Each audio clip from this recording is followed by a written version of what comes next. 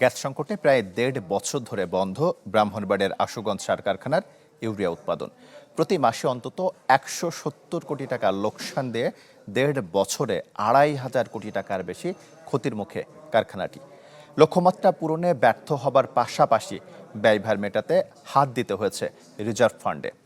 অচল হয়ে থাকায় নষ্ট হচ্ছে কারখানার হাজার কোটি টাকার যন্ত্রাংশ। ব্রাহ্মণবাড়িয়া প্রতিনিধি প্রকাশ দাসের তথ্য ছবিতে ডেস্ক রিপোর্ট। নগদ নিয়ে এলো হার না মানা হার অফার। সর্বনিম্ন ১০,০০০ টাকা রেমিটেন্স নগদে পাঠালে থাকছে স্বর্ণের হার জেতার সুযোগ। সংকট কাটাতে ১.৫ দশক আগে থেকে ব্রাহ্মণবাড়িয়ার আশুগঞ্জ ইউরিয়া সার কারখানায় চালু করা হয় গ্যাস ব্যবহারের রেশনিং পদ্ধতি। এরপরও রক্ষা হয়নি কুল। ২০২৫ সালের মার্চ থেকে পুরোপুরি বন্ধ রয়েছে কারখানাটি। সংশ্লিষ্টরা জানান, গেল অর্থবছরে ১.৫ লাখ মেট্রিক টন সার উৎপাদনের লক্ষ্য ছিল কারখানাটির, যেখানে গ্যাস সংকটে বন্ধই ছিল প্রতিষ্ঠানটি। ফলে দীর্ঘদিন বন্ধ থাকায় যেমন নষ্ট হচ্ছে কারখানার হাজার কোটি টাকার যন্ত্রাংশ, তেমনি বাড়ছে অহেতুক ব্যয়। তথ্য বলছে, প্রতি মাসে বেতন ভাতা বাবদ খরচ হচ্ছে ৬ কোটি টাকা। কারখানা চালু না থাকার কারণে কর্ম অঞ্চলতা এখন নাই, এসব স্থগিত হয়ে গেছে।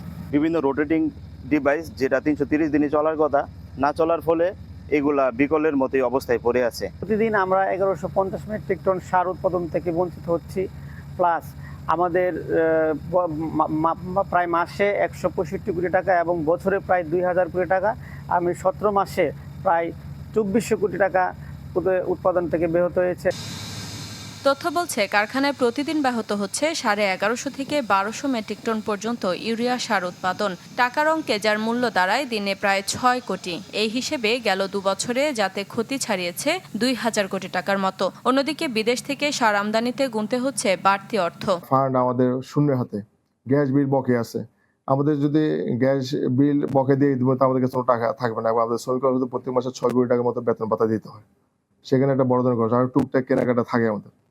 সব মিলে আমাদের শ্রমিক কর্মচারী সব মধ্যে একটা হতাশা বিরাজ করতেছে। উপরের লেভেল বিষয়টা করতেছে, এটা আমরা আসলে এখন পর্যন্ত এই বিষয়ে কোনো ইনস্ট্রাকশন পাই নাই।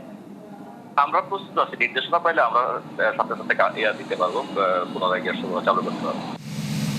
১৬০০ মেট্রিক টন উৎপাদন ক্ষমতা নিয়ে ১৯৮৩ সালে যাত্রা শুরু করে কারখানাটি।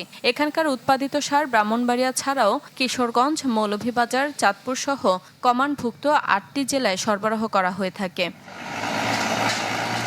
Desk report, channel 24।